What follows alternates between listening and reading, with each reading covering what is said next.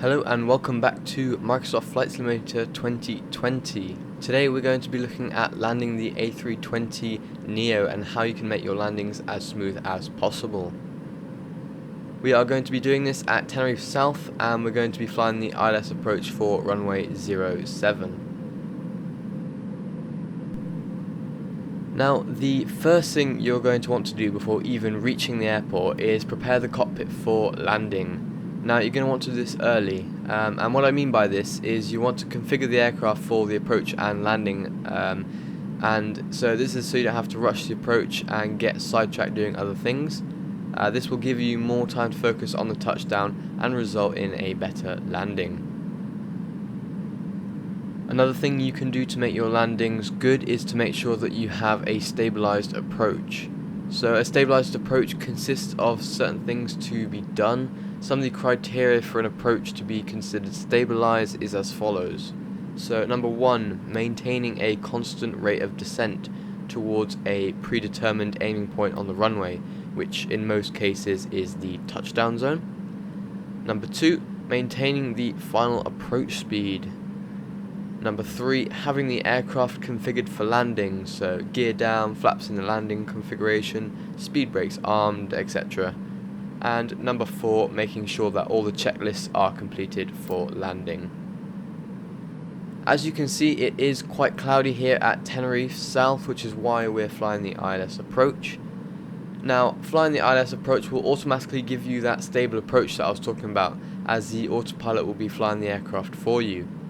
However, when you disconnect the autopilot, you're going to have to fly the plane manually, and this is where you'll want to concentrate on having the aircraft in a good position for landing to minimize workload and so you can concentrate on the touchdown.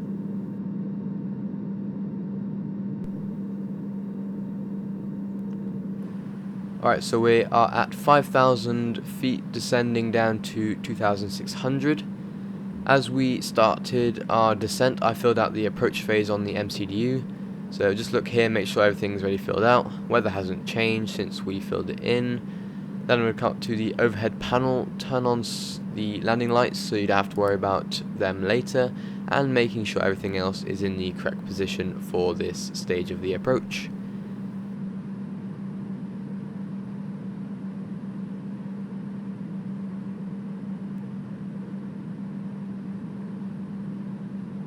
We've got a constraint of 2,600 feet, which is also the altitude that will intercept the glide slope at.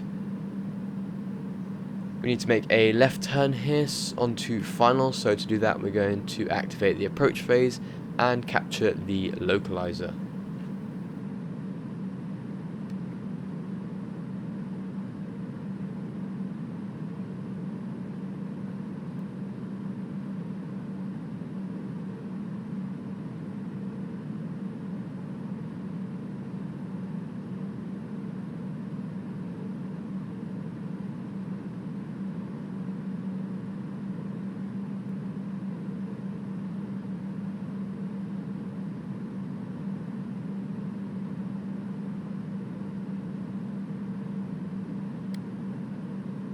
Alright, so you can see the localizer coming across here. Localizer has been captured and you can see a little white box around where it says lock on the primary flight display. This just lets us know that something's changed and brings our attention to it. In this case, the localizer is being captured. We have also just reached the constraint. You can see the alt constraint and descent glide slope in blue below on the primary flight display. This just lets us know that we are at the constraint altitude, and once we have passed the constraint we're going to descend until we intercept the glide slope, and the plane will automatically descend using the ILS.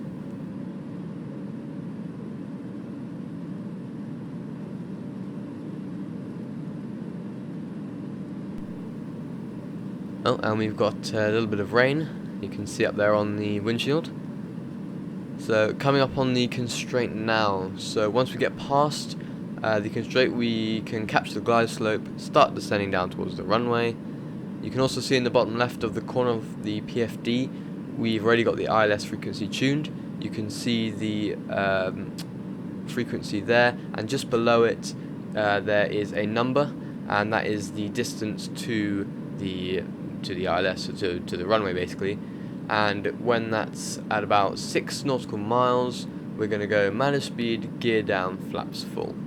Now the reason we do it in this order is that if you were to put gear down first, then that extra drag would cause the engines to spool up to try and maintain the speed you're already at.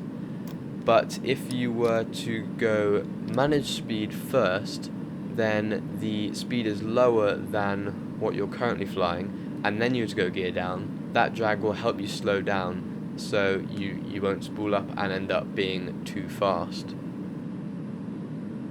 Also as well, for the eagle-eyed viewers out there, you will have noticed that we just put flaps 3 down and on the speed brakes as well.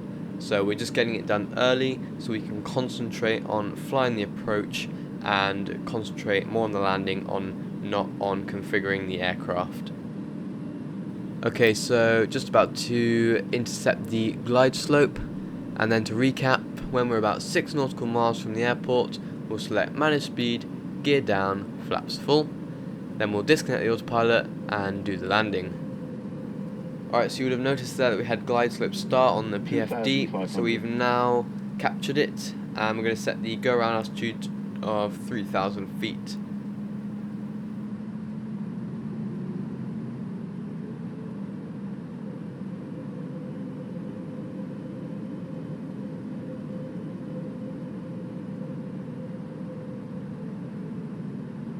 There's about 6 miles, so manage speed, gear down, and I'm going to go flaps full. Got the auto brakes on low.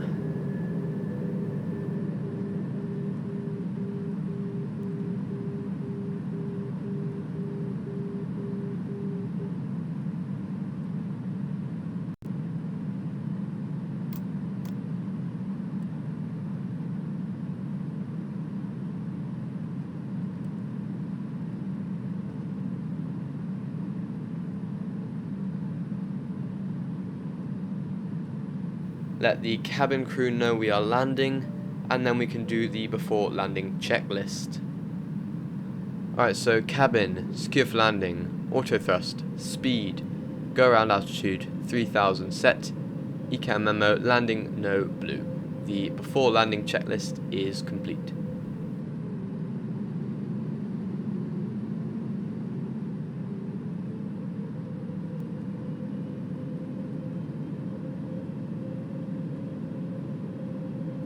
Alright, so disconnect the autopilot, and we're now flying manually. So it's important that we only use small adjustments, because the plane, when it was flying the ILS, was really trimmed and positioned in line with the runway. We only need to make small corrections to account for wind, speed change, and to keep us on that runway centerline and on the glide slope. When landing, you want to be keeping the touchdown zone in a fixed point on the windshield, and we want to follow that down. And it's important as well that when you're coming up over the threshold, not to reduce that descent rate. You want to keep it coming down until the flare. A lot of people, when landing, raise the nose of the aircraft. Don't do this. What will happen is you'll just end up missing the touchdown zone and have to do a go around.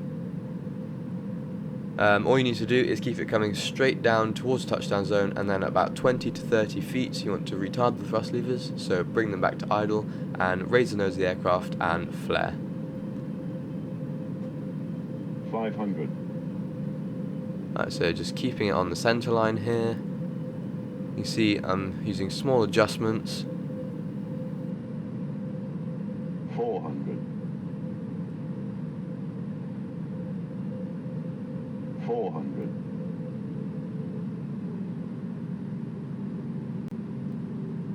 300.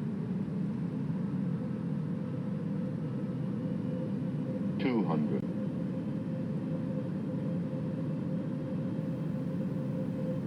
Right, so coming over the threshold. 100. There's the threshold. 50. There's 50. 40. Perfect. 30. There's 30. 20. Retard the thrust levers and flare. And just hold it. Don't bring the nose down, just hold it. And just like that. And then we're just using the rudder pedals to stay on the center line. Reverse green and decel.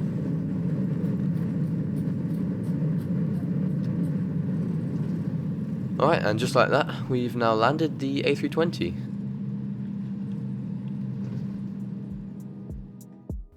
Thank you so much for watching. I will be doing a video quite soon all about how to land the A320 in a strong crosswind. If you want to see more tutorial videos, then please let me know down in the comments what you would like to see. I have just started my exams, so please bear with me in regards to video content, but after I finish my GCSEs, I will be able to bring you new content.